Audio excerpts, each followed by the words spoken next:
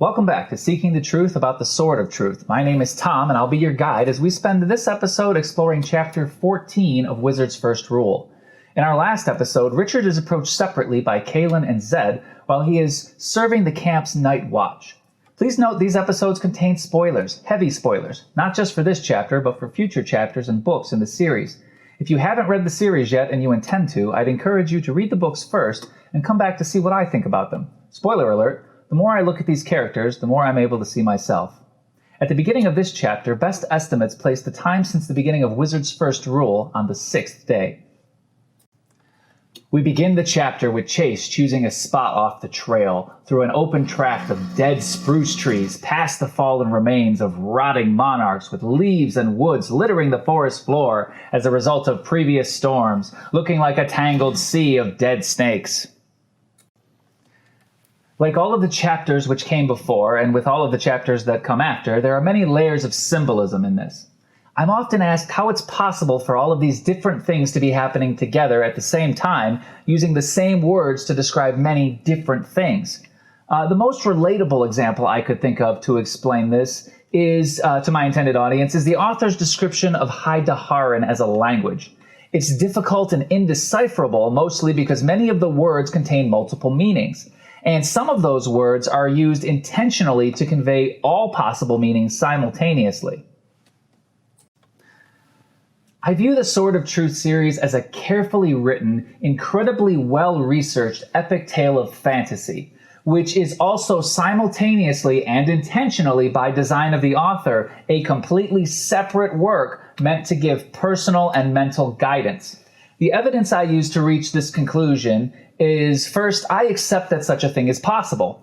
Then, under that assumption, I evaluate all the different commonly used and accepted symbology within the words chosen by the author, such as his decision to pick spruce and monarch trees in this section instead of apple or fig trees instead.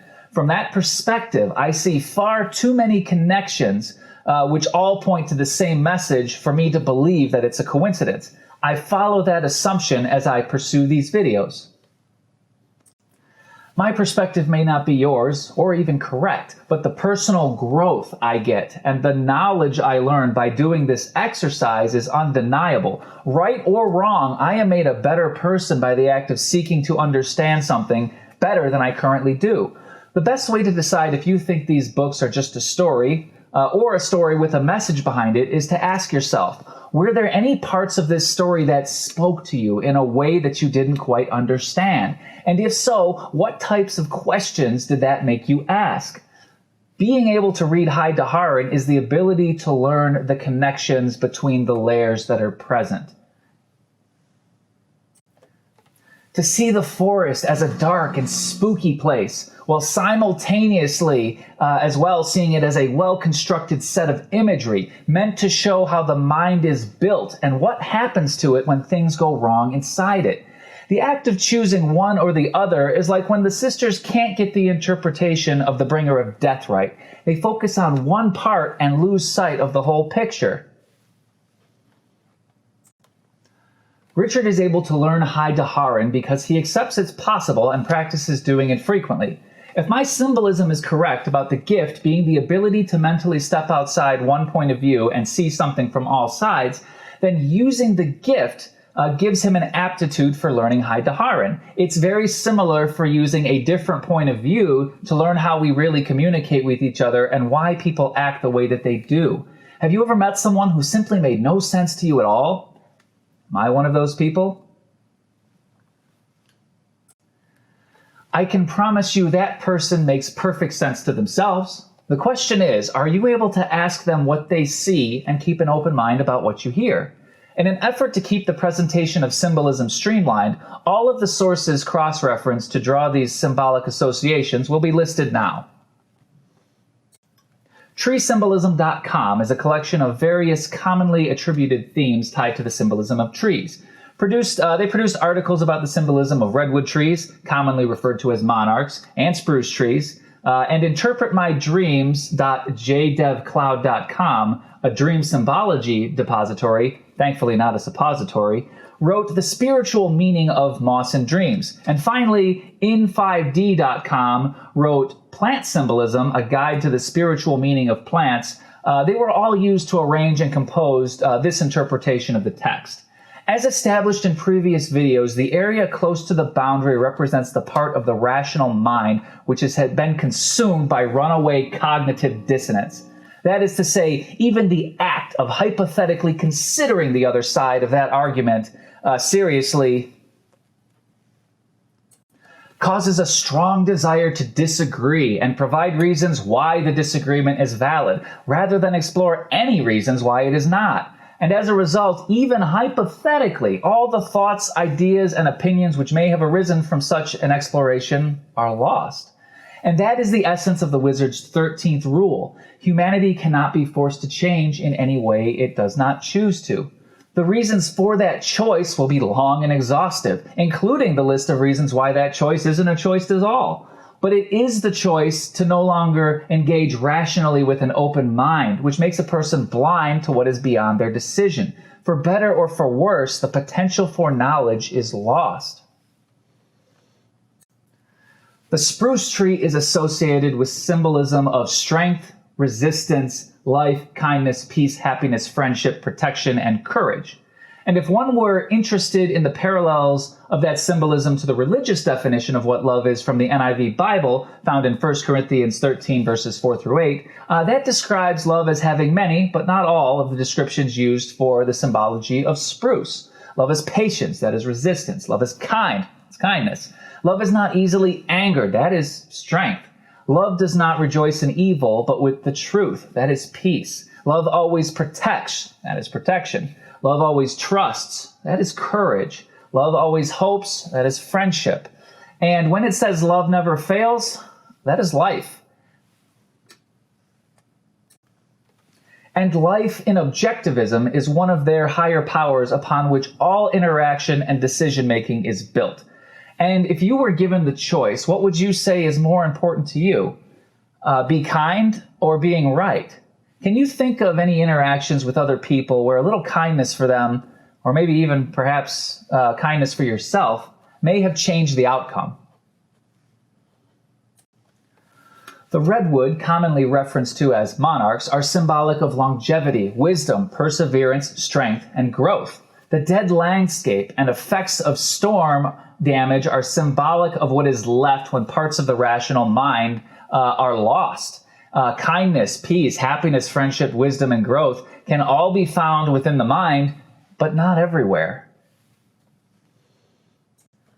When certain ideas take root and are allowed to become the single deciding factor which dictates what choice might be made every time in a given situation, if those choices are made but aren't rooted in the full knowledge of what is being thought about, or rather if a decision is made about a thing before knowing all there is to know about a thing, then any such presentation of that information, which has not been explored, is no longer seen by the individual as a source of knowledge, but rather a source of cognitive dissonance, a source of something which by its very existence creates a desire to refute and combat.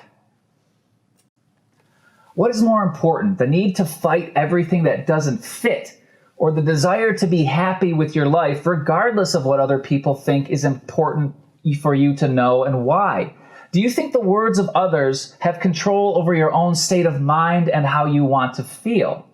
The presentation of an idea from a point of view is simply a thing. It doesn't have to be the thing that someone agrees with. But if that position provokes anger, then it's not rooted in logic. It's born of dissonance. Born of a snap response. So long as the kindness stops there, then all information beyond that response is lost. And as long as the knowledge stops there, the desire to learn stops there, then all of that knowledge is lost, along with some of our humanity as well. Even light cannot escape a black hole, and it's the same thing with cognitive dissonance. No amount of force will ever force a person to think differently. It must be their choice to do so.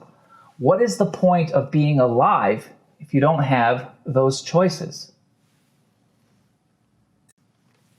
Don't take my word for it.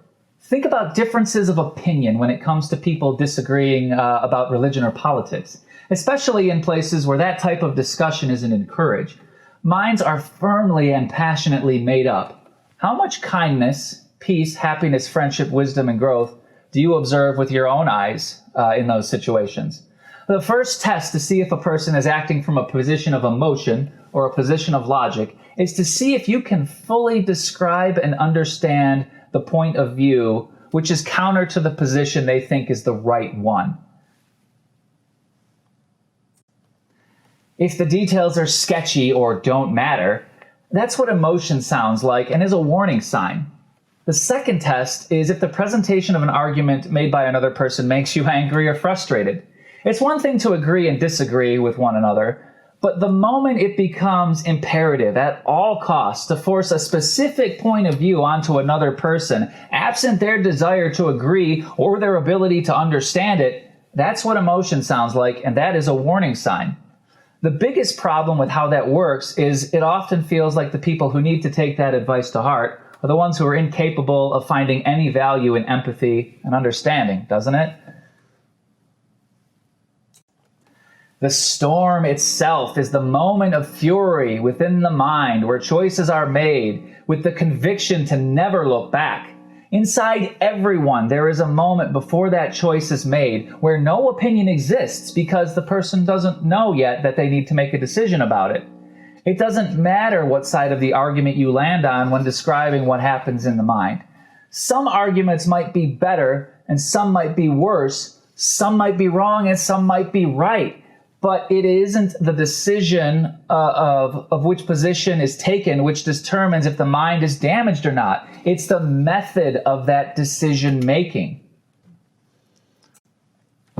Can you think of a time when speaking to someone when you realized their mind was already made up and the words coming out of your mouth no longer had any meaning? Their inability to hear you is because that part of their mind is like the dead forest here. There is no longer any kindness. There's no empathy or humanity. There's only being right. It's also why we feel bad afterwards for yelling at someone when we're frustrated. I can't speak for anyone else, but I've had times in my life, usually with my loving wife who has the patience of a saint and the inquisitive mind of a philosopher, when I have responded out of anger to a situation and she was near enough to be caught up in the fallout when I would use my words with far more sharpness and wrath than the situation required. And while never directed at her, in the moment I was not receptive of her attempts to connect and share her concern for my happiness with me. Nor was I kind, as I should have been, with someone who cares for me deeply. Thankfully, apologies are easy to give and are usually well received if they're sincere. There is magic in forgiveness, indeed. Another good test is to ask yourself, not if forgiveness is necessary, but would it be easy for you to ask for it? If that would be difficult, do you think that might be a sign that a part of you knows that some forgiveness is needed in the first place? Not for the ideas expressed, but for the lack of kindness and humanity that they were presented with. Which brings us to the moss growing in small patches. In the words of the sources chosen above, specifically within the symbology of dreams, when moss is presented as a beautiful thing, that is defined as the presence of God. When it is presented over something ugly and dead, it becomes symbolic of a nightmare, often associated with the existence of evil spirits or demons hunting humans while they sleep. If you had to ask yourself what was more likely to feel like demons and evil spirits tormenting a person from within, their inner demons, if you will, would you say their mind was more likely a place filled with empathy, compassion, and a full understanding of both sides of an argument being weighed carefully against each other? Or would you imagine something else was going on instead? And is whatever you consider to be going on the presence of God living within them? Or is it something else, something a little bit less healthy? As they all travel through the forest, Zedd, Richard, Kahlan, and Chase are followed by a cloud of mosquitoes, vampyric and ravenous for a good meal, forcibly taken from the blood of the living to sustain themselves. In an article written in 2013 by the National Institute of Health titled, "How Do Mosquitoes Detect People?", researchers discovered a receptor that mosquitoes use to detect both carbon dioxide and skin odor. They are also carriers of disease. Nearly 1 million people die of mosquitoes related to malaria transmission every year. Mosquitoes are not capable of sustaining themselves without causing harm to others. The symbolism for being bitten by a mosquito, as interpreted by dreambible.com, says, to dream of mosquitoes represents an annoying interference where good nature or innocence is being taken advantage of. A mosquito may also be a sign that you feel taken advantage of or feel overwhelmed by small problems. A good way to see if this sort of symbolic message makes sense is to ask yourself, have you ever been convinced to do the right thing for reasons which are obvious, at least to the person suggesting them, which has left you feeling exhausted and drained afterwards? When I feel that way, I ask myself if it seems natural to feel that way when all outward arguments and pressures from the person talking to me say I am making the right choice. The mosquito cloud near the boundary is symbolic of the many different reasons and justifications used to convince a person their consent is not their own, but rather belongs to whoever needs it the most. The person or the idea which is forcefully telling you to consent or agree with them is acting under the assumption that it is acceptable behavior and that they have every claim to your agreement by virtue of their hunger for it alone. In a medically reviewed article written in 2013 by Healthline.com titled How to Recognize and Respond to Energy Vampires, describes energy vampires as people who sometimes intentionally drain your emotional energy by feeding on a person's willingness to listen and care for them, leaving them feeling exhausted and overwhelmed.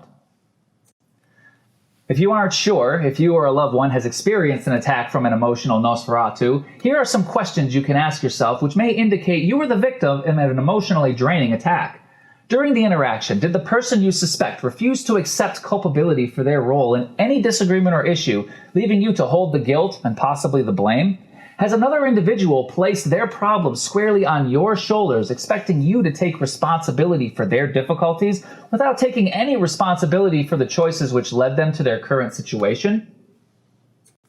Have you ever attempted to be sensitive and compassionate, offering a listening ear, a kind heart, and endless attention to someone, only to have your very own good nature turned against you? Have you been the target of a powerfully worded guilt trip, where the amount of injustice which would be inflicted upon them were you to deny their request somehow places 100% of the responsibility for what it would take to make them happy entirely in your hands, with no hope of salvation should you callously deny their request? Have you been the target of dehumanizing tactics and criticisms designed to make you feel insecure and therefore more likely to agree to anything if it means the unwarranted attacks against you will just stop? If you said yes to one or more of these questions, then according to this source's definitions of an emotional vampire, you may have been the victim of an attack against your consent. In the event of an attack against your consent, some people claiming to be experts on the topic suggest equipping the knowledge of the wizard's 13th and 5th rules. The 13th rule will remind you that no matter how loudly or angrily someone asks, your free will is yours to do with as you see fit, and no one has ownership of it.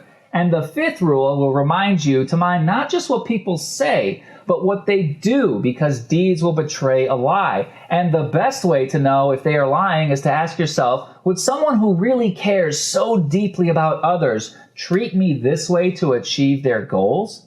And finally, to finish the analysis of the setting, Richard, Kahlan, Zedd, and Chase are traveling through the woods, surrounded by a dense fog, making it difficult to see them very well. I can't see my script very well, or far.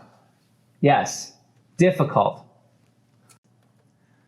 Thankfully, the symbolism here is relatively simple. Within the place of the mind, it is difficult to think very well or very far. It becomes easy to be turned around and easy to be misled by any number of well-intentioned feelings. Being led to give up your free will to choose when it is demanded of you against your own better judgment is just as destructive if it's done from a place of good intentions as it would be if it came from a place of unjustified rage. You still lose that which is most precious to you, your ability to choose. Have you ever done something to help another person and regretted it later? And if so, why did doing something for the right reasons make you feel like you may have made the wrong choice? As they travel, Chase feels comfortable with the area and doesn't seem to be concerned, but Richard isn't taking anything on faith and is keeping a sharp lookout because with such limited visibility, it would be difficult to see danger before it was almost upon them.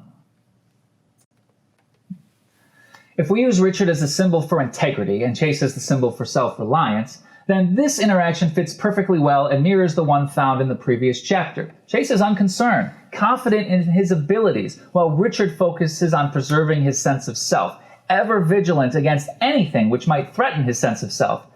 Have you ever met a person who seemed well-equipped and confident no matter the situation? What do you think gives them such confidence in themselves? As they travel, Zedd is content to eat a snack and see the sights around him, and Richard is glad to have Chase to lead them. This interaction is also consistent with the symbolism cited in other chapters, where it is always self-reliance and independence which is the first line of defense against the things which would threaten our sense of choice and free will. Our talents, skills, and abilities serve to lead us when others are blind and lost. Ask yourself, can you think of a situation where the answer was clear to you, but no matter how hard you tried to explain why the answer was simple, it didn't seem to help?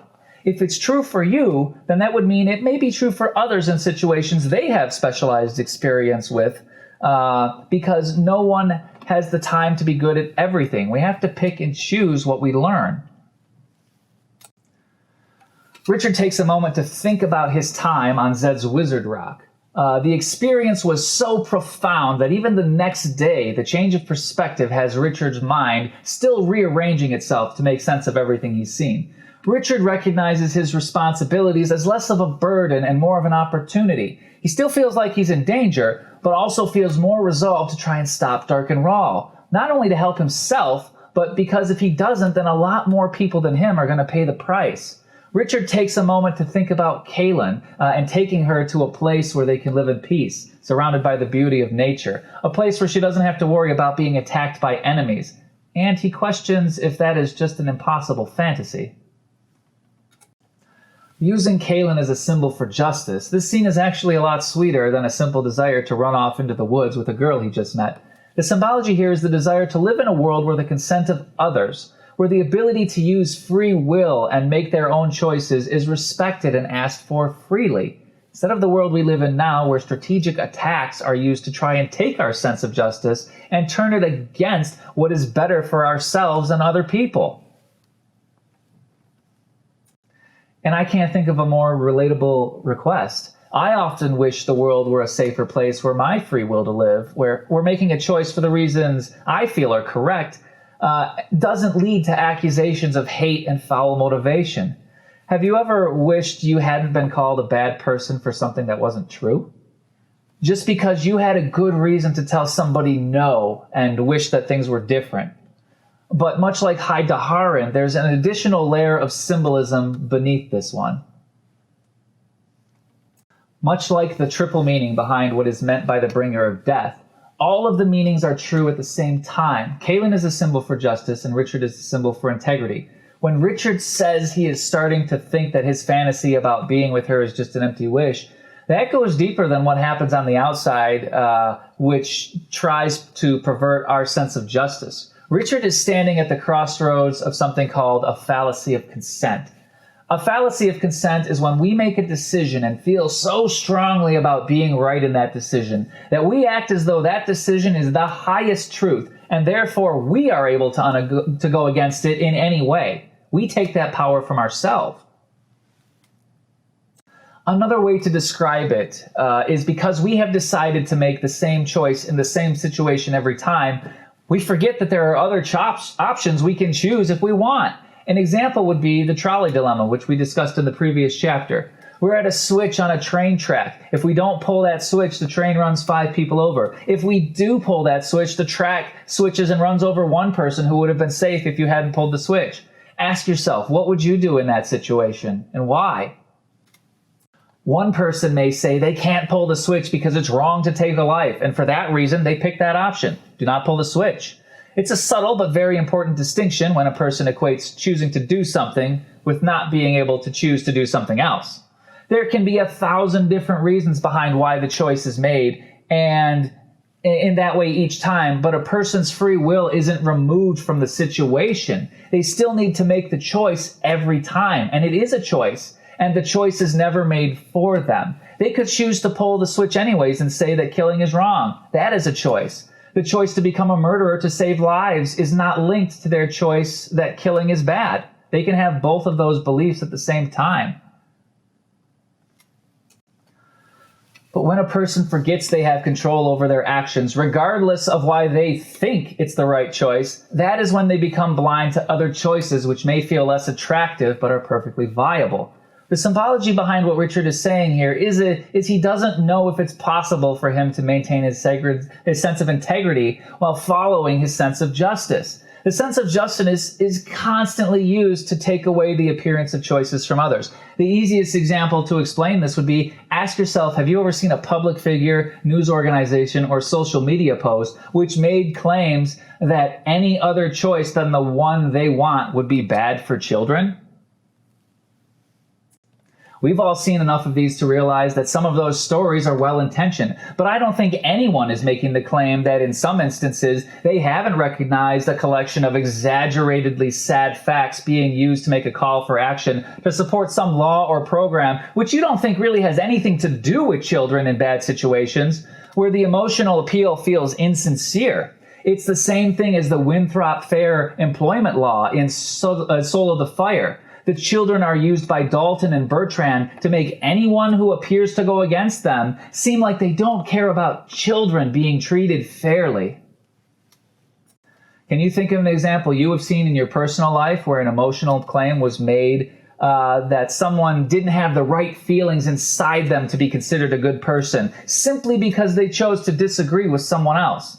Symbolically, what Richard is doing right now is what many of us ask ourselves on the inside. Can I really do what I think is right if other people are making me feel like I'm doing a bad thing by not agreeing with them? He is forgetting the choice to do what he thinks is right is always his to make and doesn't come from anyone else. He can get information from everyone else, and some people will give it to him whether he asks for it or not, but the choice will always be his. A way to test this for yourself would be to ask yourself, have you ever made a choice you didn't feel was the right choice, but you felt like you had no alternative? And if that's true, were you acting as though you had free will in the moment, or was the decision essentially made up in your mind before you even got involved just because other people were saying so?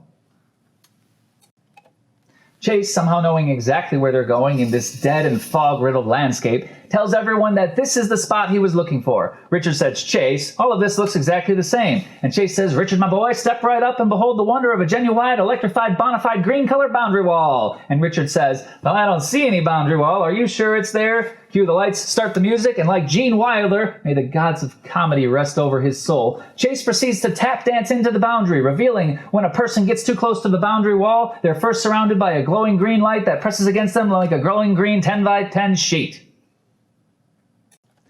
Richard is able to see through the green glow, but it's like looking through wavy green glass. It's still possible to see, but everything looks distorted. Once Chase moves away from the boundary, the green sheet goes away like it was never there. Richard tells Chase he isn't impressed by his ability to summon a wavy, distorted wall of green light just by tap dancing into it, and Chase asks him what more was he expecting.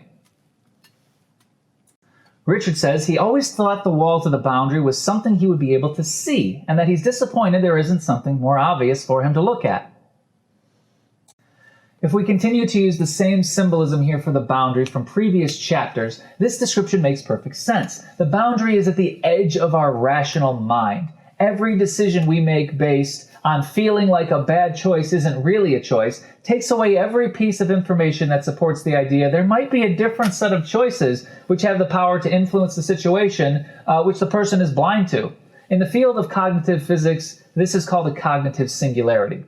The cognitive dissonance has become so powerful and entrenched that, in the words of Leon Festinger, the man who wrote the original theory of cognitive dissonance, people experiencing the feelings behind this, and yes, the man who wrote what cognitive dissonance is, says it produces a feeling, much like hunger or pain, which makes it impossible for the person under the influence of these sensations to see anything except that which supports their position. They become blind to anything with evidence against their currently held position. Have you ever met someone who was completely blind to something that was plain as day? Did that person get angry when you tried to tell them what the thing you were talking about meant? The reason Richard can't see the boundary as a physical wall or anything beyond it except dark forms is because the boundary is a representation of that which we are blind to completely. If the act of requesting someone to entertain your own point of view, even hypothetically, without asking to agree with them, is met with stiff resistance, then there is a good chance that the person giving such resistance is acting from within a cognitive blind spot. They can't see your point of view, and they never will be able to unless they decide it's okay to think about the thing they feel is impossible. But don't take my word for it. Test it out yourself and see if you can think of any examples where someone you were trying to help became angry at you when all you were trying to do was get them to see there are two sides to every argument, and that it really wouldn't hurt them if they're willing to listen to your side of things. The reason Richard is let down by this is the same reason it works on everyone. If people were able to clearly see the negative cause and effect relationships caused directly by this sort of entrenched cognitive dissonance, then it would be easy to spot self-destructive decisions made rather than be so easily convinced they're the gospel truth and are impossible to question, even hypothetically, just for the sake of argument. I'll cover this topic more deeply when Zedd explains the wizard's first rule, because this mechanic is exactly how it functions. When a person believes a thing, they are easy to fool if parts of the thing they believe are false. And because our own cognitive dissonance makes us blind to the cause and effect relationship between disagreeing with a person and trying to change their mind without asking them if they're a willing participant in that exercise, we often crash into each other, accomplishing nothing except increasing our own level of personal blindness and understanding to where another person is coming from, even hypothetically. Since Richard wasn't impressed by his summoning of the green glow from thin air, pulls the old disappearing branch, reappearing shorter branch covered in dog slobber trick, Chase explains the heart hounds behind the boundary are responsible for destroying the branch.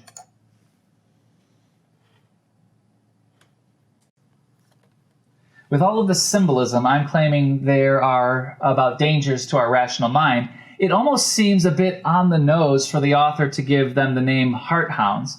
Much like Haidaharan, the meaning behind their name does more than give a physical description of a threat, a thing which kills the body. Heart hounds are a representation of a cognitive threat, that which kills the heart of a person. Zedd is the symbol for pride and is bored with Chase's magic trick. Perfectly consistent behavior for pride. Those heart hounds could never get me. Kahlan is the symbol for justice and is not amused. Perfectly consistent behavior for justice. Those hounds are nothing to joke about.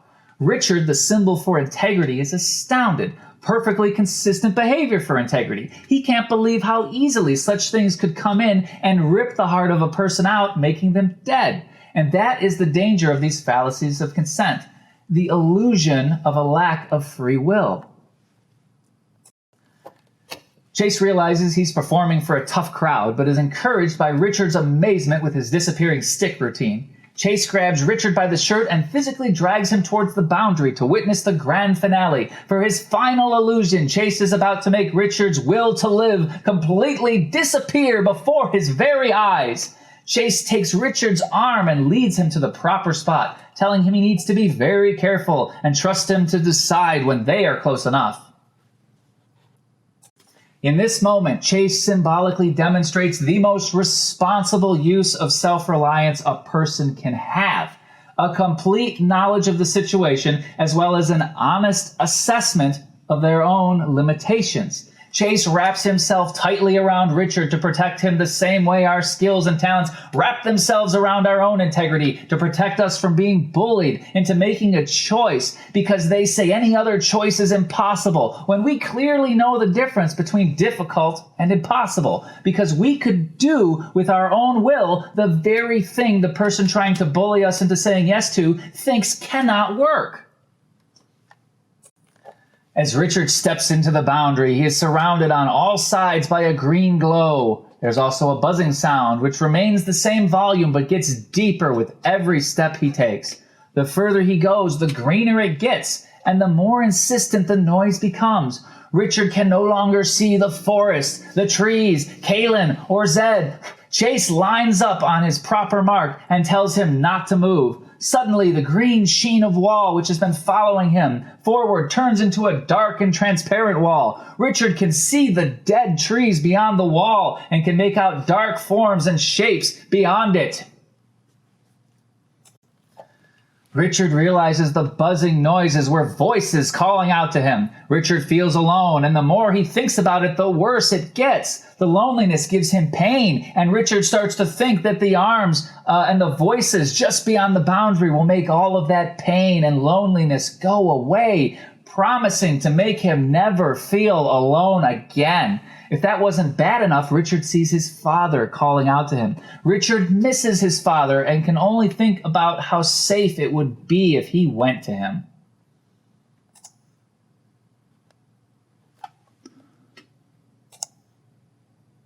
The author uses two words to describe what Richard is feeling right now: safe and forever. Each word gets a complete sentence of its own.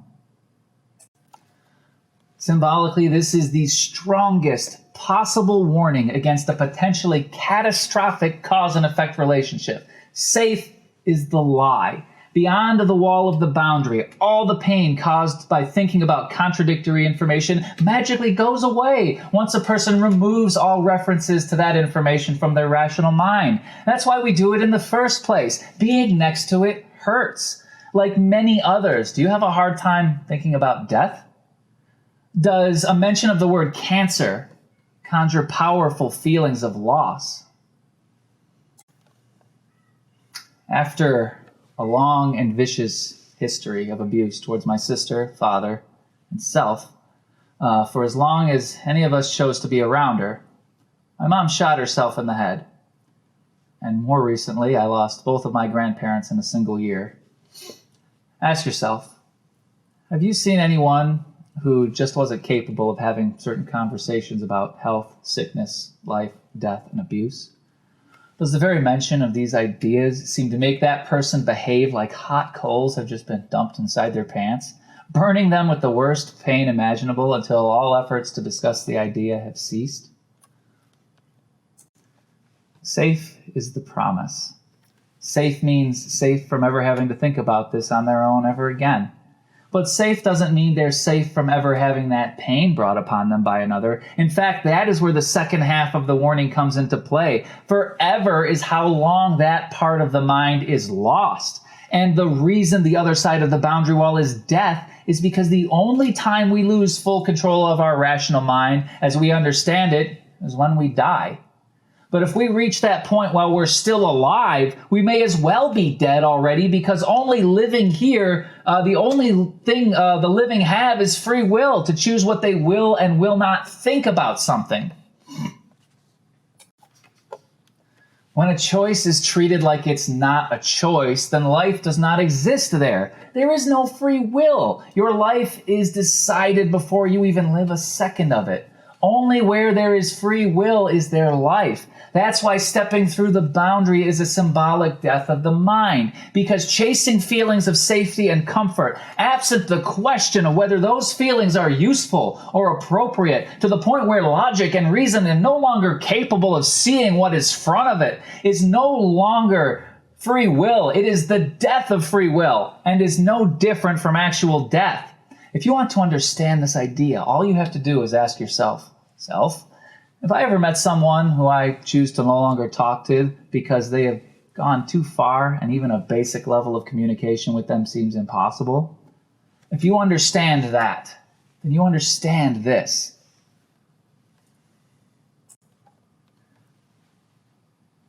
Chase, having successfully succeeded at making Richard's will to live disappear, watching as he tries to step forward into the boundary, but not to be undone, he follows up with his grand finale with an even more impressive trick.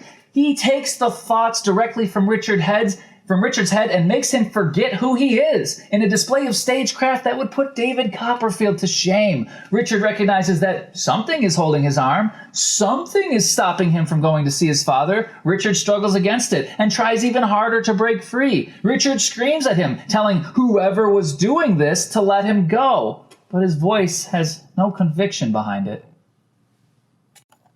Richard is so far gone at this moment, he is no longer capable of reason. All he knows is that the pain will go away if he can get away from whatever is stopping him from reaching his father. Richard isn't even able to recognize the person he keeps referring to as someone, as a long and trusted lifelong friend. He only understands his desire and tries to draw the sword of truth, but someone's beefy arm holds his hand and Richard's sword is locked up. Symbolism here is a little bit scary. This is what it looks like when someone goes full singularity. Go back and read the words describing Chase's appearance when he goes into the boundary the first time. The author describes Richard as still being able to see, but everything was all distorted. The closer you get to the part of the mind which has removed itself from the rational mind, the more distorted everything becomes. Information is no longer able to be trusted before it's determined to be supportive or critical of the idea in question. The question might be more personal one than most, but growing up, I used to see some very questionable and destructive behavior coming from one person to another, behavior that had no place inside the home of a child, or any home for that matter. Have you ever had the unfortunate experience of seeing a friend or loved one in such a terrible state of emotion that you are no longer able to recognize them? Also, notice, while Richard is completely under the influence of his own runaway cognitive pain, doing everything he can to avoid it, he is unable to draw a sword of truth. Symbolically, when Richard is in this state of mind, he is incapable of using the truth. It's sealed off from him. All he is able to do is get angry and scream about it. I know I probably don't even have to ask if anyone has ever seen someone get completely and totally and irrationally angry about something relatively minor at least one time in their life. Chase pulls Richard out of the boundary wall and the green glow around Richard vanishes. For many years, I wondered why the wall of the boundary was green and not some other color. While writing this episode, I stopped to research commonly associated symbolism to the color green, and that was when the choice of the color green for the boundary made sense to me. In January of 2020, verywellmind.com released an article written by Kendra Cherry titled Green in Color Psychology.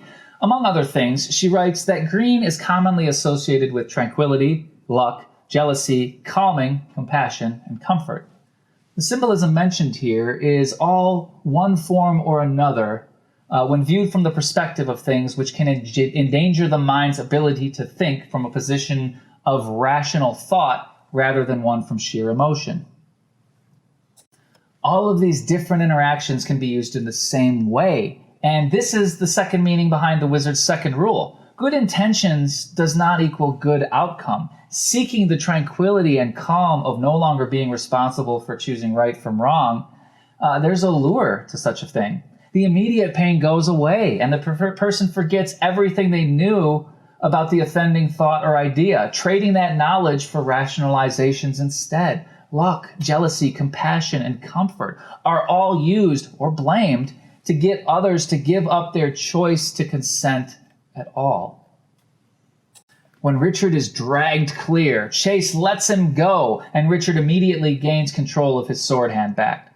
Richard can hardly believe how easy it was for him to lose control of himself, and he realizes how close he came to the point of no return. He was unprepared for this type of challenge, but luckily for him, Chase was there to protect him from the thing that took him inside to go and see. Richard realizes he doesn't even know who he was just a few moments ago. Have you ever felt the need to apologize after a few words or phrases came out much harsher than intended? It's sort of the same thing. In the moment, rational thoughts don't make sense. Richard is having a flashback similar to the one Kahlan had earlier in The Wayward Pine. And Kahlan tells him not to think about the boundary, but to think about the trails in the woods instead. Kahlan then successfully applauds Chase's magic trick by quickly clapping his hand against her face 2 times. Kahlan yells at Chase and goes in for the hat trick of hand-to-face exchange, but Chase stops her from hitting him and asks if she wants to go on hitting him or get the answer to the question of why he felt this was necessary at all. Assuming Kahlan as the symbol for justice, she has every right to be outraged at what just happened. The loss of the rational mind to runaway, emotionally fed rationalization is the single most devastating loss a person is capable of experiencing because it's the same thing as a mental death. The free will to make the choices we want to make for the reasons we choose is what makes us human. Have you ever met someone who is constantly ruining their lives and trying to ruin the lives of others due to a tendency for emotional outbursts? That loss of control, the loss of integrity, is the loss of everything. When the thing that makes a person who they are is stripped away and replaced by a thing which only knows how to run or fight, then all knowledge of every other option is lost.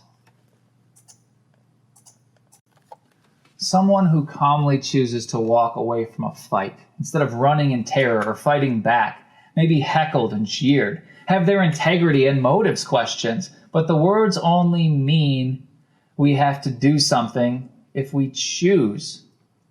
Running and fighting are still options, but sometimes they're the correct option. But when cognitive dissonance and its relationship to the amygdala, the part of our brain responsible for fight and flight instincts, is the only information being used to decide, then the rational mind is being limited to come up with reasons to support why those are the only 2 valid responses. As a result, all other solutions are lost because no attempt is made to ever find them. Think to yourself for a moment. Have you ever met someone who was so worked up and focused on only one solution that it was impossible to help them with a very simple solution they just weren't seeing? Chase tells Kahlan that the path through the boundary is a very dangerous one, where one step to either side would result in passing through the boundary wall, being lost forever. Chase says he knows about the boundary because he spent his entire life near it, and while Kahlan and Zedd have been through it, Richard has not. The more time I put into the project, the more I'm convinced the single biggest idea behind the Sword of Truth series is how our mind interacts with the issue of personal consent and our ownership of it. Specifically, what happens when we let another person take it from us. And the reason for my conviction is rooted in passages like this one. Chase knows how to get through the boundary and has been near it his entire life. Zedd was able to pass through the boundary, and Kahlan was able to pass through as well with the help of a guide. Self-reliance, pride, and justice, the symbols for Chase, Zedd, and Kahlan, are all qualities which can exist outside the rational mind. Pride, skill, and justice are often used in the name of irrational behavior, rooted more in snap emotion than in thoughtful consideration. If you need an example of how this works, just ask yourself, if you ever saw someone with a tremendous talent, skill, and potential ending up wasting it because they couldn't control their temper, or they fell in with the wrong crowd and started making bad choices. Kahlan isn't satisfied with his answer and tells him he should have warned Richard first. Chase says the magic trick isn't the kind of trick you can explain before it's done, and the only way to learn from it is to experience it firsthand. Chase says he's never had a child show the proper level of respect for fire until they put their hand in it. Kahlan degenerates to a position of nuh-uh, and Chase responds with yah-huh, and Richard says, "Cut it out, you two, don't make me turn these horses around." Then he changes the subject and asks Chase how he knows the boundary is failing. He tells Richard that before it wasn't possible to see through the green into the darkness beyond. Zedd chimes in and says his wizard knowledge is telling him the same thing. Richard asks Zedd if his wizard knowledge can tell him when the boundary will be down, and Zedd says, "I don't know," but Richard isn't hearing any of that noise and tells him to make an educated guess. The best Zedd can do in that situation is to say it will last 2 weeks minimum, but 6 or 7 and it'll be gone. Zedd also says he isn't powerful enough to strengthen it. Richard shifts the conversation to whether or not Dark and Rawl knows about the pass. Chase says, "How should I know?" Zedd says he wouldn't have a reason to know since he can travel the underworld. Dark and Rawl has the ability to use his magic to do more than just travel through the boundary, which is a place where the underworld exists alongside the world of the living. In the Sword of Truth series, the world of the dead represents a complete lack of access to the rational mind, at least in this instance.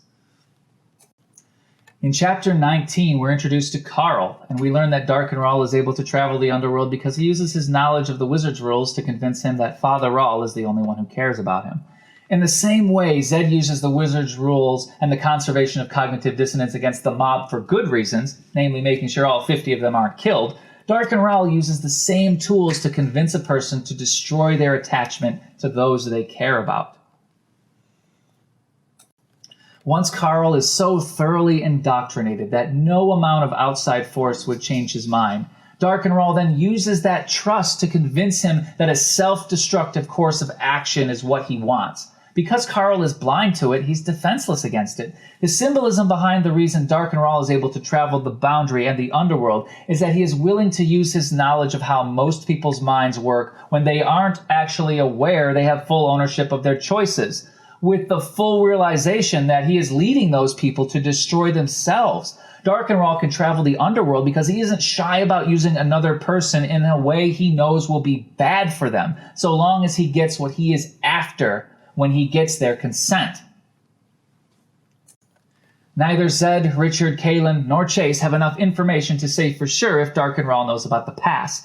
And when taking the words at face value, neither does the reader. However, when looking at this through the lens of symbolism, I believe we do have enough information to reverse engineer the answer to this question. Symbolically speaking, Dark and Rahl has access to all the wizard's rules and possesses an advanced understanding of them. This gives him the ability to travel through the boundary and the underworld at the expense of another. The pass through the boundary represents the slim chance that a person has to be able to pass through their own fallacies of consent without being consumed by all the different thoughts and ideas which try to turn a person away from denying that part of their mind, because even hypothetically it's too painful to think about. But just because the way is narrow doesn't mean it's impossible. Is it scary? Absolutely. It's terrifying. Chase describes the pass through the boundary as long and winding. The thoughts and ideas necessary to get through this type of personal growth are difficult ones to think about. Have you ever had to face a situation where you were forced to confront something that made you really uncomfortable? Something you didn't feel like you had much choice in? I have.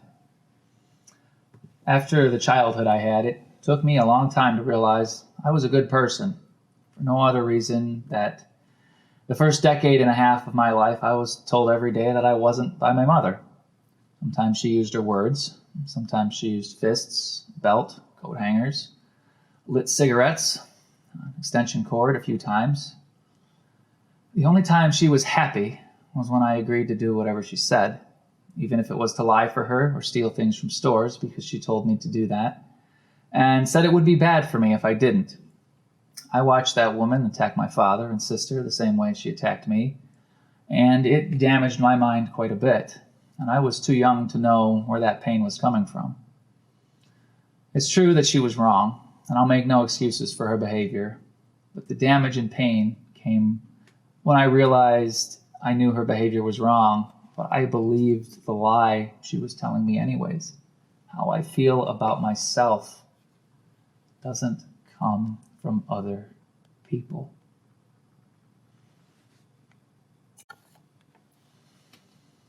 I hated her for a long time for what she did. To this day, if she were alive, I would choose not to associate with her for it. But there's something I realize about her now that I wasn't willing to admit before. All of the pain she inflicted on other people was pain she was feeling for herself too. Her mind had been so twisted for so long that even looking at another person with an ounce of control over their life, even her own kids, was enough to make her angry, because in her heart she believed the right answer was to take consent by force. Seeing anyone ask another to be a willing participant of anything, or to see someone succeed by virtue of their own talent, went against the lies she told herself about who has ownership of their own free will. That pain she felt was so much that she took it out on anyone and everyone who ever got close to her. She fed on it like a vampire, using it to keep her head above water for just one more day, taking from others what she couldn't make for herself.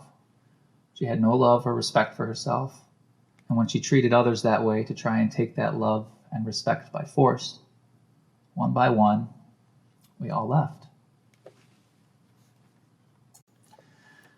Without anyone else to feed her the preferred forms of validation she sought to receive from others by force, there was nowhere for the pain to go, and the drug she had been using to cover it up, the drug of taking emotionally what never belonged to her in the first place, was no longer effective at any dose. That led her to make the same choice for herself that she made for everyone else, rather than ask herself if it was okay, because the very act of asking for consent for anything was so far removed from her thoughts. She made the decision to end her pain by force of a bullet to the head. She shot herself and died alone, and because of the life she led, none of her family wanted to pay for her funeral. Even in death, she took from others. I still don't like the woman, or anything she stood for, but now I understand that everything she did to me and everyone else, she was also doing to herself every day, and there isn't anything I could ever do to her or wish for her that would be a worse punishment than that. I'm not going to ask any of you who have gone through something like that to share it as publicly as I have just done, but if you need someone to talk to who has been through that kind of hell, my messenger is open, and I invite you to use it. I don't have all the answers, but I know how to listen and ask questions to try and understand. And for many, that's enough to help at least a little bit.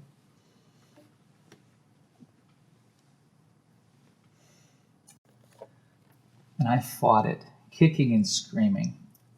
I fought the idea that I was the one who got to say I could be a good person.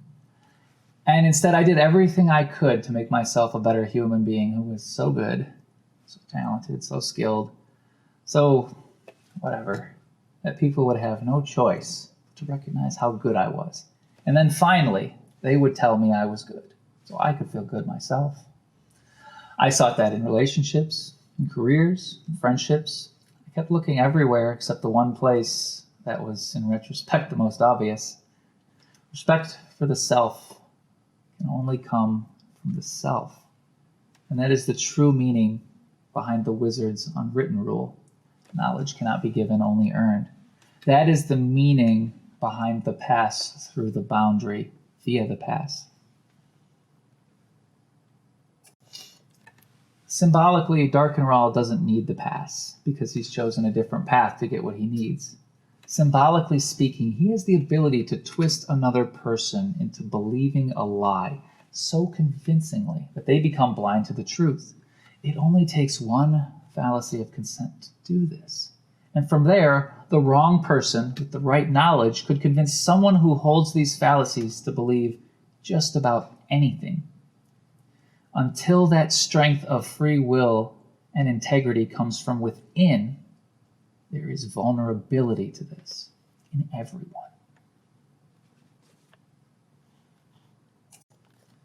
The fallacy of consent that Darkenral commits is one of the deepest ones a person can make before reaching the truth. Darkenral is symbolic of someone who doesn't think the consent of other people matters. Using the transitive property of math and the different symbols I've identified in the series, the rational mind is our life, and consent is what allows us to use it to grow. That is why the Book of Life becomes so important later on in the series, and also why Darkenral is defeated. His fallacy of consent is the consent of others doesn't matter so long as he gets what he wants. And because of the way cognitive dissonance works, that means the part of the mind that could use this is blocked off and he is blind to it. Using symbolism, Darkenral wouldn't know about the past because he wouldn't ever consider needing a path to take someone through their own dissonance with their consent. He would stop when he got to the point where he got what he wanted. On the surface, we can't know that Dark and Rahl doesn't know about the past. But symbolically, it's a really good bet that he doesn't, because he doesn't believe the consent of others is an important thing to protect. And getting through the boundary pass is a direct representation of a person's journey to learning these things that were previously blocked off by their own free will. The only evidence I have to back this up is that Richard and Kahlan eventually make it through to the other side, and there is no Dark and Rahl waiting for them. You'll have to decide for yourself, am I reading too much into this? Or am I reading the same words, and much like Hai Daharan, can see another meaning using the author's language to convey a second but clear meaning when read from a certain perspective? And can you start to see that perspective the more you watch these videos? I hope you can, because I think it's amazing and wonderful that such a thing is there at all to find. Richard says regardless of whether he knows about the past, it's probably a bad idea to stick around now that he's been staring into the boundary, because Dark and Rahl might know where they're going.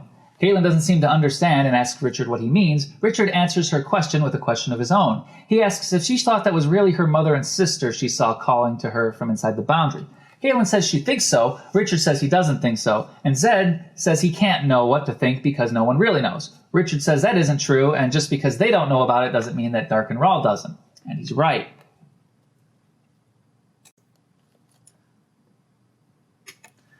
That would be a mistake to assume that because they can't know, no one else can. Richard says that his father wouldn't want him to step through the boundary and die just to be with him. Richard says despite what his eyes tell him, he thinks that Dark and Rahl's disciples were trying to take him.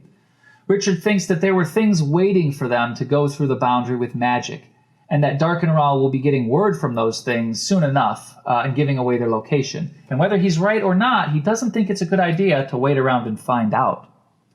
Chase agrees, better safe than sorry, and says they need to make it to a nearby swamp to camp so they will be safe from the heart hounds, and tells them the next morning they'll go and see an old friend of his named Adie, who happens to be a bone woman, leaving me and all the other readers to ask if that means she dresses up as a skeleton for Halloween every year. If I were to interpret this section by following the same themes as before, then what this means is that there are those who willingly use other people to get what they want, and not care what type of damage they do to them in the process, much like a person of little moral character might make promises they have no intention of keeping to gain favor with another. Their words are good, but it turns out their word is no good.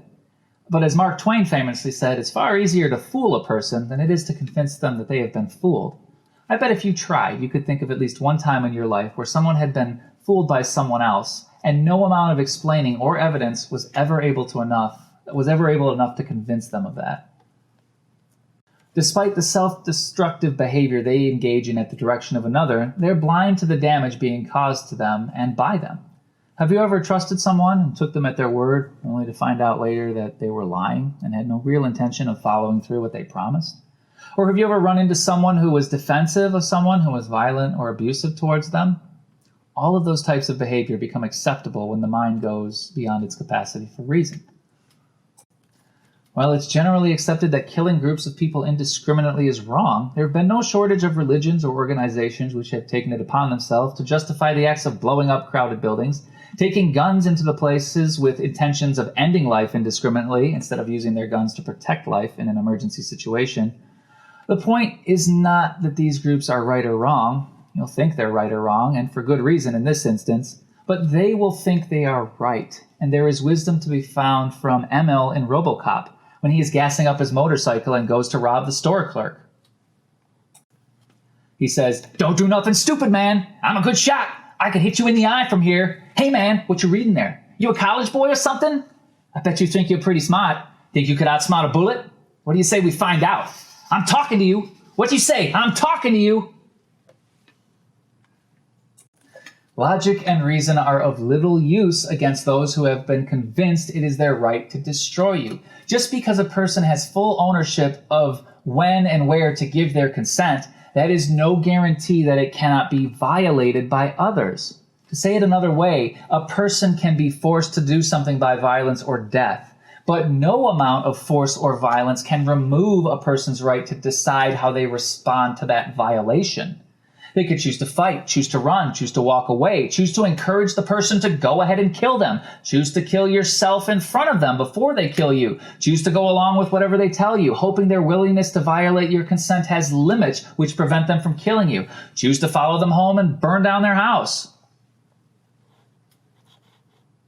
Choose to swear a lifelong vendetta and travel the world training under martial arts masters until one day you feel strong enough to return so you can face them.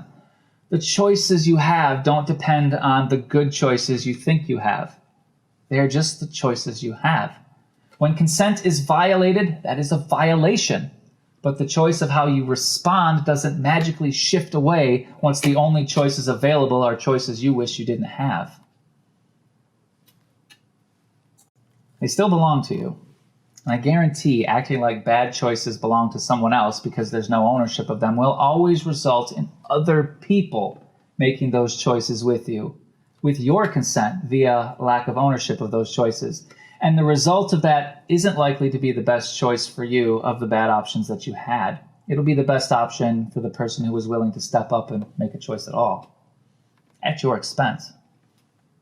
While the group of adventurers is getting ready to leave, they're suddenly attacked by super fast, dark, tentacle-like appendages, making this chapter, more than any chapter in the series so far, the most vulnerable to fan-based creations centered around Rule 34. Chase is struck down with such violence that his body is flung across the air, landing among several nearby dead trees, and moments later, one of the tendrils wraps itself around Kahlan's legs and starts dragging her straight to the boundary. Richard dives forwards and grabs Kahlan's hands, but whatever is pulling her is strong enough to still drag both of them quickly towards the boundary wall. Excuse me. Zedd tries to blast it with wizard's fire. I said excuse me. But gets struck by the same thing that Chase did, knocking him through the air. Richard can't find any purchase in the dead area because all of the wood is rotten and dead, and the ground is wet and slippery. Richard has Kahlan grab his waist so he can get his arms free, and once she does, he pulls the sword of truth free. But when he does, the thing wrapped around her legs wraps around them even tighter. Both of them go into the green light, and Richard determines that while Kahlan has her arms wrapped around his waist, he won't be able to reach the thing which is trying to drag her through the boundary. He tells her to let go of him, but she's holding on to him even tighter than Elmira Duff holds on to the cat, which we shall hug and kiss and hold and love forever. Richard tells Kahlan everything will be fine if she just lets go of him, but he shares through his narration that he is telling her what she needs to hear, because if she doesn't let go, the chances of survival are zero. Kahlan holds on for a moment longer and finally listens to Richard. With Kahlan still being pulled, Richard is standing right at the boundary wall and comes face to face with the vision of his father, reaching out for him. He swings the sword of truth and it passes through the boundary wall, causing the image of his father to explode faster than a watermelon at a Gallagher performance. Luckily for Richard and Kahlan, the boundary wall also acts as a splash guard. Richard swings the sword again at the thing holding Kahlan while she screams for him to stop because she thinks it's her sister. Richard doesn't listen and stabs the thing through the boundary, exploding the thing holding Kahlan. For the moment, Richard and Kahlan are out of immediate danger. He scoops her up in his arms and heroically carries her to safety, still on high alert. What a heart-pounding scene. Hard as I looked, I wasn't able to find one shred of symbolism tied to any of it. Can you imagine that? Of course, I'm joking. This scene is chock full of symbolism, that sweet, sweet, tasty symbolism. Richard, Kahlan, Zedd, and Chase are all near the boundary wall. Something attacks them all. Chase and Zedd are taken down, and Kahlan is dragged toward the boundary, dragging Richard along with her. Only when Richard is able to get Kahlan to let go of him is he able to use the sword of truth against the attack, stopping them from both being dragged into the boundary. The boundary is where the rational mind ends, all that lies beyond the two options created by instinct, fight or flight. There is no more reason or exploration of alternate points of view. There is no more ability to see an alternate point of view, which can analyze things from an open mind. Using the characters as stand-ins for the virtues of objectivism, Chase is self-reliance, Zedd is pride, Kahlan is justice. Richard is integrity, and the monsters within the boundary are things which make us feel like we have no control over our own choices, an attempt to convince us to choose to behave as though we have no free will. The monsters in this specific example is the weaponization and perversion of good intentions. The example I'll use to explain this is one you may be familiar with already. But if you aren't, it's not too bad. Imagine in an upcoming election you have a proposal to vote on titled the Kitten and Puppy Rescue Fund and American Flags for Boy Scouts and Disabled Veterans Initiative. The bill has bipartisan support and needs voter approval to approve funding for the measures. When the average voter doesn't know is that it contained within this bill is also a measure to raise their property taxes by 15% to cover the expected costs, as well as provide new language which allow a long-term friend and partner for the person who wrote the legislation to skirt several expensive but necessary areas of compliance to operate their business. In fact, on closer examination, less than 5% of the entire bill has anything to do with puppies, kittens, American flags, Boy Scouts, or disabled veterans at all. But nobody reads the full versions of these things. I know I don't, and I might know 2 or 3 people in my entire life that ever do. Some of these things our representatives vote on are over 1,000 pages long. Some people hear the title and listen to what their current most trusted politician tells them it means. And if the letter of the alphabet next to their name is the letter of the alphabet you like, you'll likely agree, especially if it's for puppies, kittens, American flags, Boy Scouts, and disabled veterans. But if it's the wrong letter of the alphabet, you'll likely disagree and look for reasons that make sense to do so. Some of the reasons you find might even be the truth, that the law isn't really about helping puppies, kittens, American flags, Boy Scouts, or disabled veterans at all. It's about putting money from the people into the pockets of the representatives' friends, which then turns into grown-up versions of the game and nuh-uh, as shown by Kahlan and Chase earlier. As Kahlan and Chase earlier. So if everyone is still on board and has some experience with how unbalanced people may become when it comes to politics, then that next part will make sense too. Once the lines are drawn, the attacks begin from either side. It's consent bullying on a massive scale. No one is asking anyone to see things from their own perspective or offering to see things from the point of view which is in opposition to theirs. The only thing happening is a forceful claim made against the choices a person has. The claim that their choice isn't really their choice or a choice at all. In fact, they'll say it's wrong of you to think so. You'll be called names and degraded and accused of all sorts of dark things floating around in your heart that must have turned it as black as coal. I'm going to do something here for the purposes of demonstration that I would never do to another human being. I'm going to show you what it looks like and feels like when someone attacks your free will by trying to use your own good intentions against you. Remember, this is only a demonstration, and while I couldn't stop you even if I tried, I would ask that you do not try this at home or ever for any reason.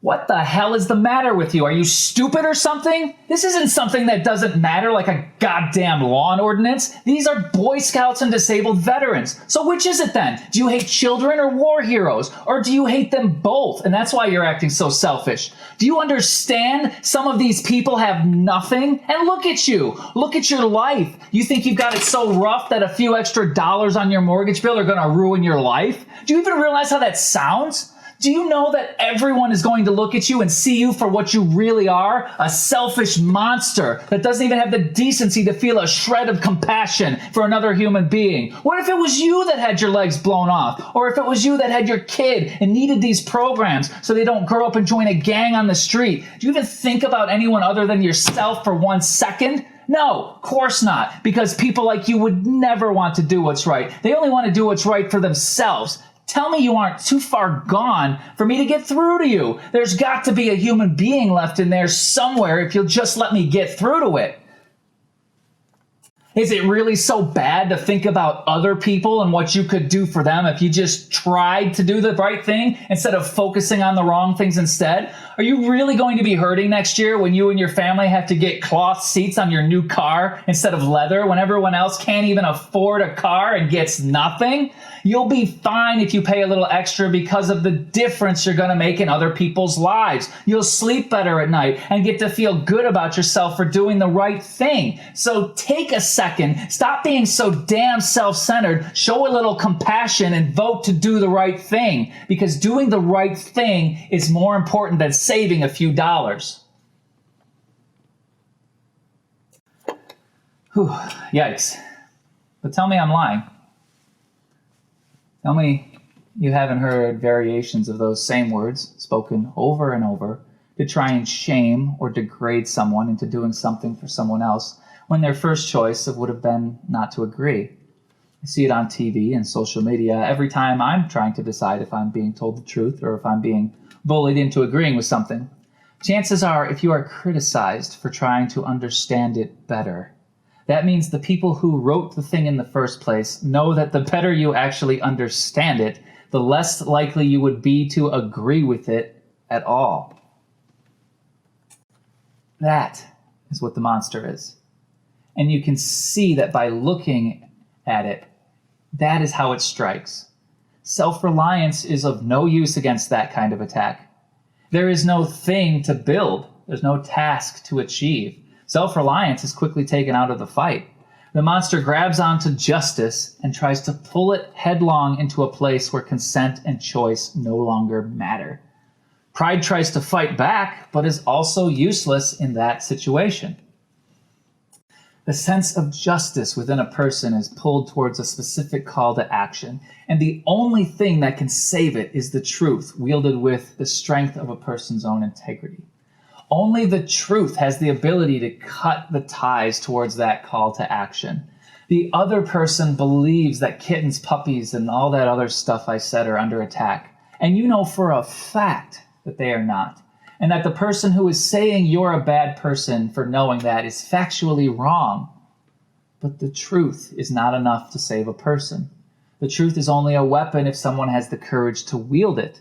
They don't need to be the smartest person or the strongest, but they do need to be the right person. The person whose sense of self-worth is only intact so long as no one else is saying anything bad about them. And for integrity to be able to wield the truth, it cannot be attached to the sense of justice, which is attempting to drag it through the boundary, and past part of the mind, which understands reasoning instead of a fight or flight response. If you want a good test to see if a person who is disagreeing with you is in control of their rational mind or not, tell them you disagree with their point and are not going to give them a chance to explain themselves any further because you are walking away from the conversation. 99 times out of 100, you'll be met with a quick and strongly worded response which references one of two things: you not being able to take action or you being too scared and running away.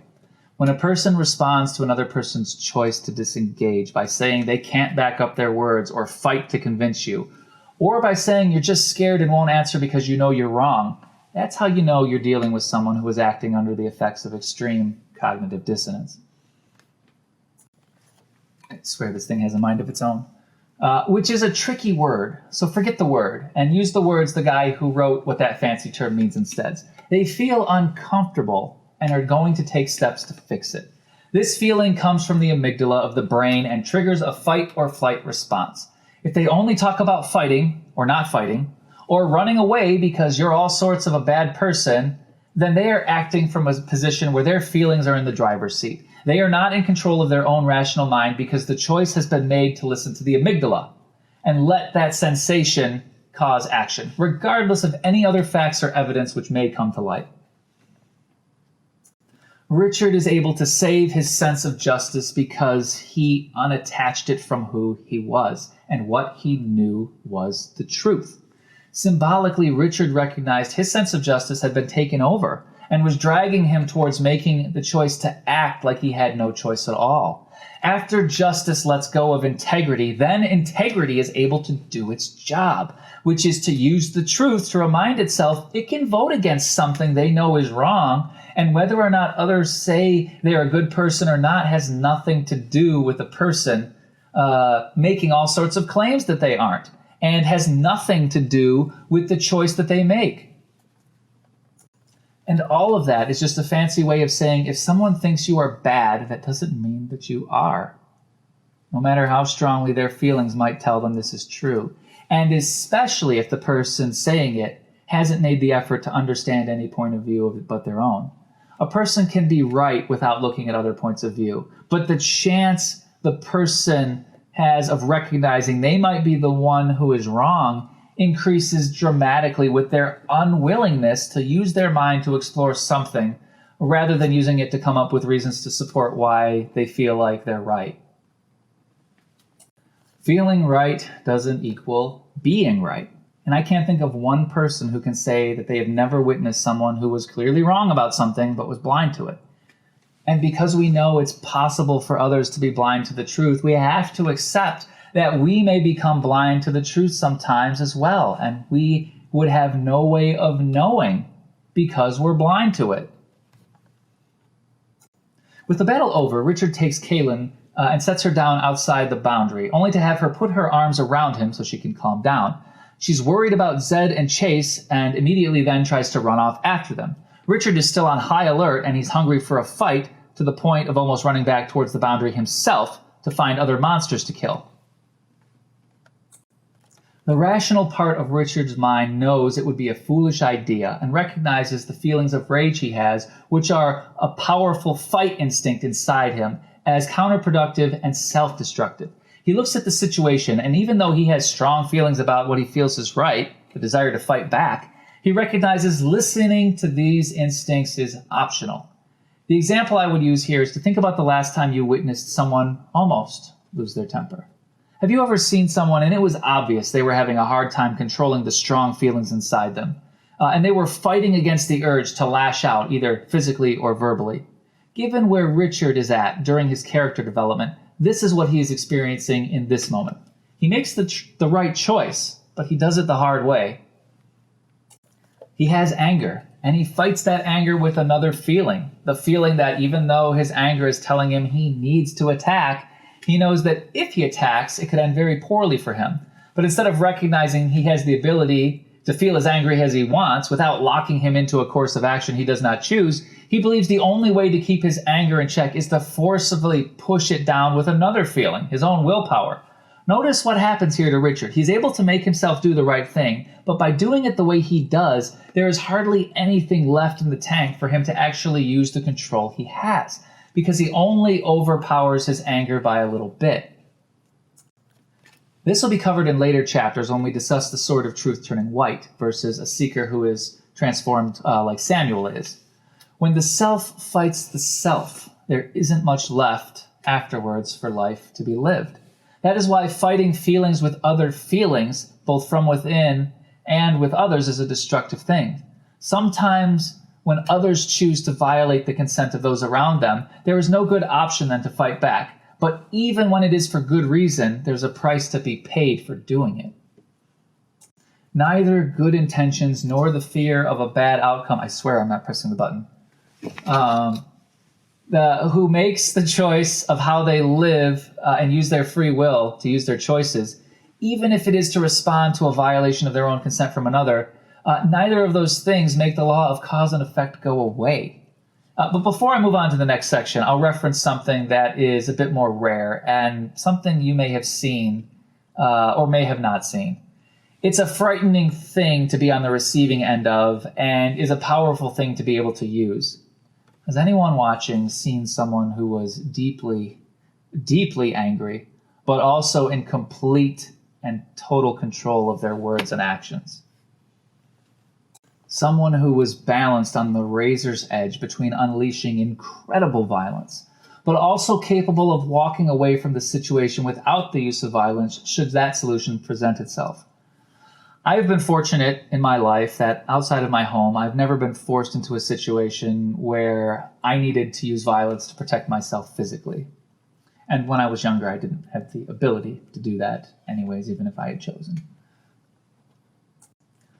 So far, I've always been able to use my words to resolve a conflict or my actions to disengage from a situation. I recognize that not everyone in every situation is so fortunate, and sometimes the choice is no longer to fight or to walk away. The choice is to fight or be hurt, possibly enough to require hospitalization or, in extreme cases, the services of a mortician.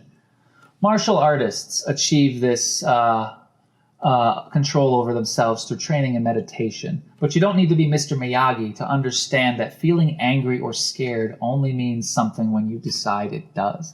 And if a person has a sliding scale of how much feeling equals when action can or can no longer be decided, that is a loss of control. In an article posted on activef.com titled The Philosophy of Aikido, we see the same idea presented on a more refined scale. In Aikido, the practitioner does not focus on being stronger than the attacker, but instead focuses on using the attacker's movements against him to come to a resolution where nobody gets seriously hurt.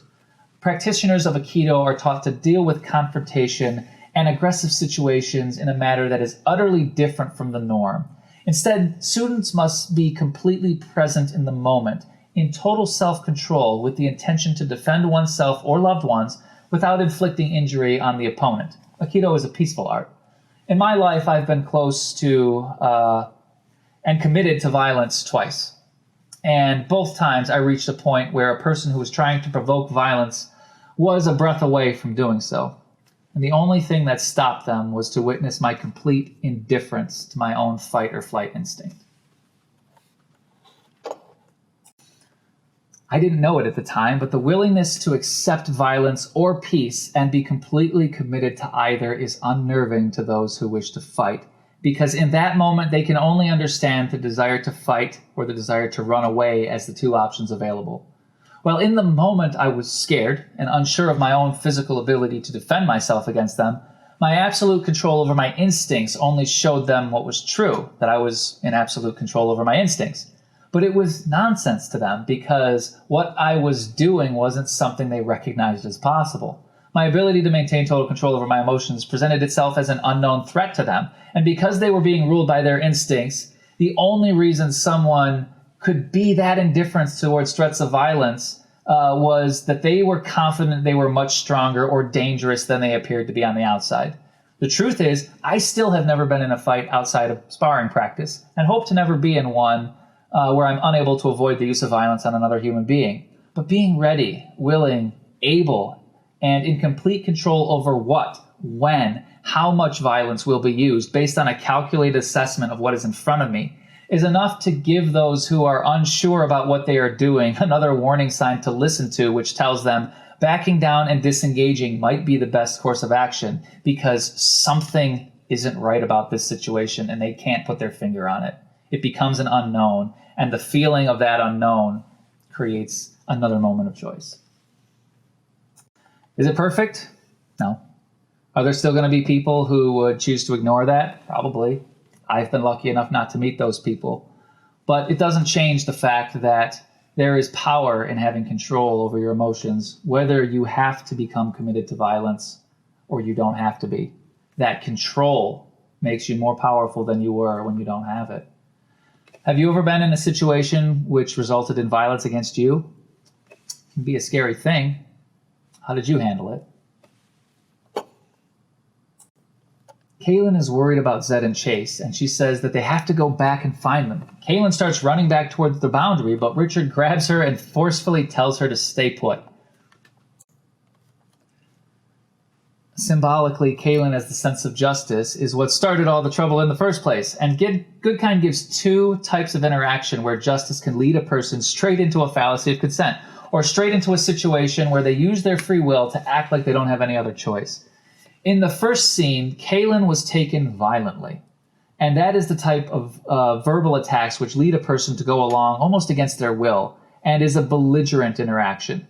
The second example is Kahlan wants to help and starts running toward the boundary. In one case, her intentions are ignored and fought. In the second, they're used to convince her it's a good idea. As Zedd would say, though, dead is dead. Richard finds Zedd unconscious in a heap, and while he goes to carry him back, another one of those tendril things tries to get him, but it misses, allowing Richard to cut it in half with the sword of truth. The part he cuts off fades into nothingness, and the rest of it gets sucked back into the boundary. Integrity and the truth are the only ways to resist this type of consent bullying. When someone is trying to insist themselves upon you, either at work or online or anywhere else, the truth and integrity will serve you well. It's true that this person might not think much of you for telling them no, but if you think about it, you're the one who should really be thinking less of them for their poor and aggressive, unprovoked behavior towards another human being. Richard drops Zedd off with Kahlan and goes to find Chase. He keeps the sword out and finds Chase wedged under a fallen tree. He's still barely able to control his angry rampage mode, but nothing attacks him. Richard is able to drag Chase back to Kahlan as well. Symbolically, Richard is picking up the pieces of what's left after a battle of wills. If you remember from earlier chapters, choosing to fight back with words when presented with a fight-or-flight instinct by someone else's different point of view is possible, but comes with a cost. Choosing to fight, you also choose to do mental damage to yourself while you fight. If you're strong enough, you may win, but you still obey the laws of cause and effect in the relationship of the conservation of cognitive dissonance. That is, you can be strong enough to break through the board, but your hand will still hurt a bit after because the board hit you back with everything it had before breaking. That's right, ladies and gentlemen, step right up and let me tell you the story about a guy named Paul. Now, we don't like Paul, so we pushed him off a bridge. And what is it that makes Paul fall? Well, it's physics. Paul was a rather fat man who enjoyed a steady diet of gourmet sausages, and what Paul doesn't know is that while he was at the top of the bridge, he was already stored enough potential energy to spell his doom, and that's physics. And what makes Paul fall faster when the wind burns his face? Why, that's physics. What makes him accelerate at 9.8 meters per second squared? That's physics. Now, as Paul approaches the ground, instantaneous velocity v sub I of a falling object, which is travel distance d on planet with a mass m, with the combined radius of the planet and altitude of a falling object being r. This equation is used for larger radius where g is a smaller and standard g, the surface of Earth, assuming the small distance of the fall, so the change in g is small enough and relatively constant. So by the same time Paul hits the ground, when it expends his kinetic energy on the ground, turning Paul into a smudge on the ground, why, behind all of that, it's physics. That's right. Martial artists don't break boards. Physics does. If you wonder what this might mean, all you have to do is ask yourself if you've ever been exhausted after an argument or heated conversation, even if you ended up getting the other person to see your point of view or at least go away. That tiredness is evidence of the many collisions by force of will made against the person arguing with you. Kahlan doesn't know what to do, and Richard takes the lead, putting his friends on horseback and using more of his Aum-based healing salve to stop the bleeding on Chase's head wound. Richard tries to lead them back to the trail, but without Chase to guide them, it's much more difficult than before. When a person is cut off from their useful talents and skills, all that is left is their force of will to resist attacks made against them. Richard does his best not to get them lost, but has no way of telling where anything is, and says that he needs to keep moving because they could be close to the boundary and not even know it.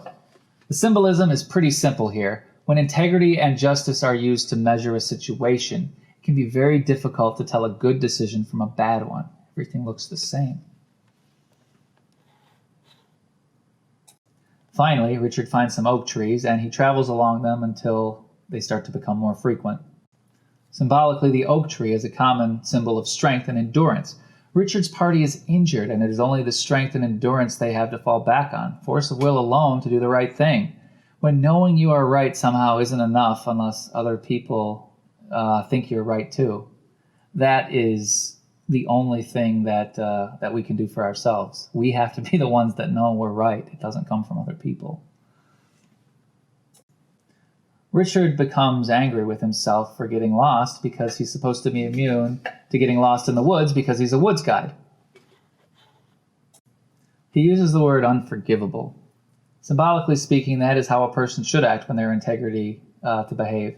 Right and wrong don't suddenly change based on who has the loudest or most convincing argument.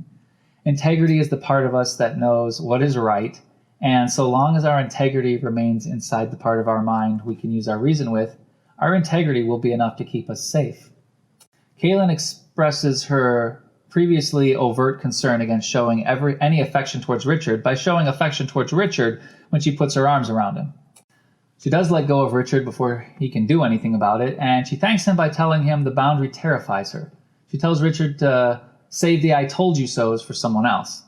Richard and Kahlan continue down the dark and winding path, not knowing where it will lead or how far they have left to go. Before they reach the place of safety Chase was talking about, they hear the hearthounds start to come for them, and Mr. Goodkind leaves us with yet another cliffhanger, leaving us to wonder if they'll be safe from the hearthounds coming after them. It's time for the official #1 quote from Seeking the Truth About the Sword of Truth in Wizard's First Rule, Chapter 14. Please note that the views and opinions of what the official #1 quote from this chapter is may differ from the views and opinions expressed by you about what your #1 quote for this chapter is. In the event that your #1 quote is different from the one mentioned here, please list your candidate for #1 quote in the comments below. And the #1 official quote is when Chase says, "I've never had the child with the proper respect for fire without putting their hand in it once." In our next episode, there's a high-speed chase, an island camping trip, and a chance to update the number of apples in Richard's backpack, among other things. I hope you've enjoyed this episode. If you feel like you've gotten something of value from this video, please like and subscribe to the channel. If you really like it, I ask that you share a link to this video with those you think might enjoy it as well, or maybe even those you don't. If those feelings are not there yet, I invite you to come back for the next episode and give me a chance to try and change your mind. Thank you for watching. My name is Tom. I've been your guide, and this has been Seeking the Truth About the Sword of Truth. Please join us next time so that while I am seeking these truths, you may become seekers of these truths as well. Thank you for watching, and until I see you again, live well.